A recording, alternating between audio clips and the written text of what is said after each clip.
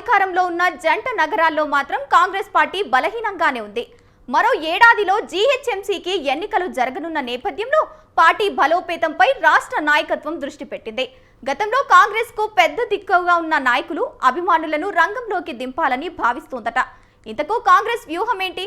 ఇది పార్టీ బలోపేతానికి ఎంతవరకు ఉపయోగపడుతుంది? Let's watch the story.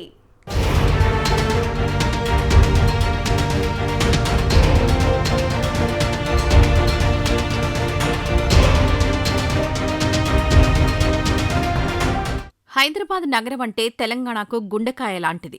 ఆర్థికంగానే కాకుండా రాజకీయంగా కూడా జంట నగరాలు చాలా కీలకం. అయితే 2023 అసెంబ్లీ ఎన్నికల్లో అధికారంలోకొచ్చిన కాంగ్రెస్ పార్టీ నగర పరిధిలో ఒక్క సీటు కూడా గెలవలేకపోవడం పెద్ద మైనస్. ఉప ఎన్నికలో కంటోన్మెంట్ స్థానం నుంచి కాంగ్రెస్ విజయం సాధించింది. అంతేకాకుండా పటాన్చెరు, శేరిలింగంపల్లి, ఖైరతాబాద్, రాజేంద్రనగర్ ఎమ్మెల్యేలు కాంగ్రెస్ కండువా కప్పుకున్నారు. కానీ ఇప్పటికీ జీహెచ్ఎంసీ పరిధిలో కాంగ్రెస్ అనుకున్నంతగా పుంజుకోలేదు. మరో ఏడాదిలో జీహెచ్ఎంసీ ఎన్నికలు జరగనున్నాయి. బల్దియాపై 3 రంగుల జెండా ఎగురవేయాలంటే తప్పకుండా కీలకమైన వర్గాల మద్దతు అవసరం. ఈ నేపథ్యంలో జంట నగరాల్లో కాంగ్రెస్ బలోపేతం కోసం ఒక ప్రత్యేక వ్యూహాన్ని సిద్ధం చేశారట.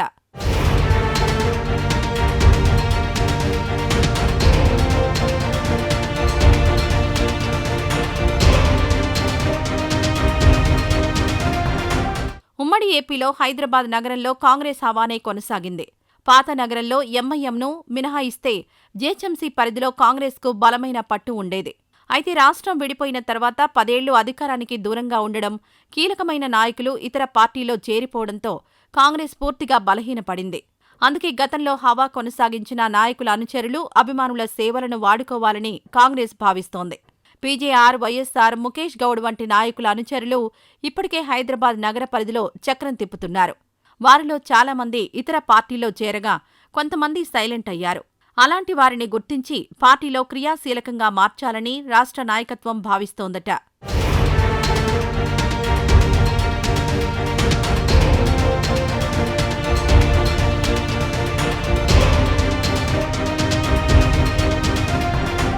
ఉమ్మడి ఏపీలో కాంగ్రెస్కు పెద్ద దిక్కుగా ఉన్న దివంగత సీఎం వైఎస్ రాజశేఖరరెడ్డి, కార్మికుల్లో మంచి చరిష్మా కలిగిన పీజీఆర్తో పాటు దివంగత నాయకుడు ముఖేష్ గౌడ్కు నగర కాంగ్రెస్లో మంచి పట్టుండేది.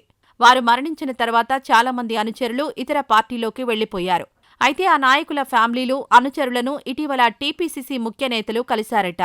ఇప్పటికే ఒక దఫా అంతర్గత చర్చలు కూడా ముగిశాయని, త్వరలోనే వారిని కాంగ్రెస్లో యాక్టివ్గా చేయడానికి పావులు కదుపుతున్నట్లు తెలుస్తోంది. జీహెచ్ఎంసీ ఎన్నికల్లో ఈ అనుచరుల, అభిమానుల సేవలను వాడుకోవడం ద్వారా ఎక్కువ మంది కార్పొరేటర్లను గెలిచి బల్దియాపై పాగా వేయాలని కాంగ్రెస్ భావిస్తోంది.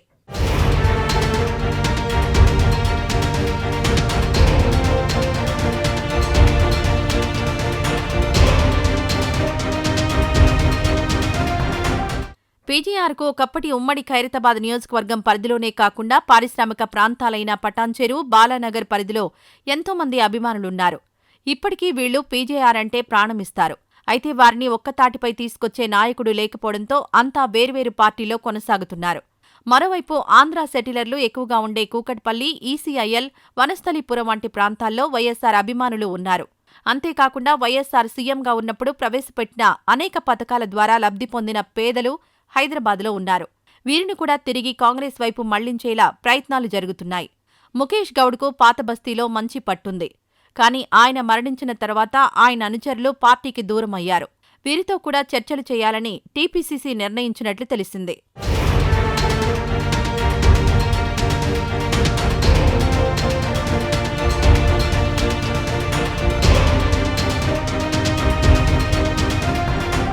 జీహెచ్ఎంసీ పరిధిలో బలోపేతం కావాలంటే గతంలో నగరంపై ప్రభావం చూపిన ఇతర నాయకులను కూడా పార్టీలోకి ఆహ్వానించాలని కాంగ్రెస్ నిర్ణయించిందట. ఇప్పటికే వీరిలో కొంతమంది ఇతర పార్టీల్లో ఎమ్మెల్యేలుగా ఉన్నారు. వీరితో రాష్ట్ర కాంగ్రెస్ పెద్దలు చర్చలు జరుపుతున్నట్లు తెలిసింది.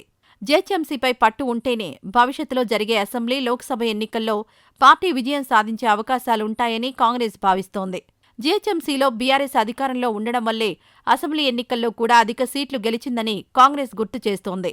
అందుకే జీహెచ్ఎంసీపై పార్టీ ప్రత్యేక దృష్టి పెట్టిందనే టాక్ వినిపిస్తోంది.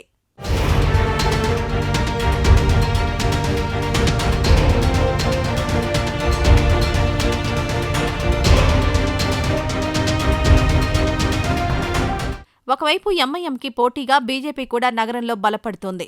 బీఆర్ఎస్ ఇప్పటికే క్షేత్రస్థాయిలో బలంగా ఉంది. అందుకే ఈ పార్టీలన్నింటిపై పైచేయి సాధించాలంటే జీహెచ్ఎంసీపై కాంగ్రెస్ జెండా ఎగురవేయాలని కాంగ్రెస్ నిర్ణయించింది. ఈ నేపథ్యంలోనే పాత కాంగ్రెస్ నేతల అనుచరులు, అభిమానులను పార్టీలోకి తీసుకొచ్చే ప్రయత్నం చేస్తోంది. మరి ఇది ఎంత మేరకు సత్ఫలితాలనిస్తుందో వేచి చూడాలి.